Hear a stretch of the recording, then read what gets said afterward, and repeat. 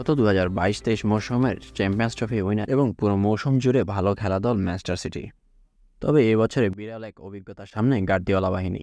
এই বছরে যেন পুরনো ছন্দ হারিয়ে হারের সাগরে ভাসছে।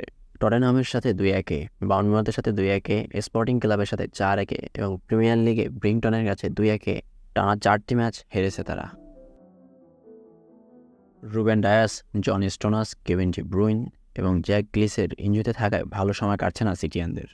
তাই দলকে সতেজ ও পুনরায় সেট করতে সোমবারে অনুশীলন থেকে বিরতি দেওয়া হয়। ম্যানচেস্টার সিটি সোমবার অনুশীলন না করলেও আরও চোটের সমস্যা নিতে পেরেছে। এদিন ইনজুরির সমস্যার তালিকায় নাম যোগ হয় ম্যাথিউস নুনেসের।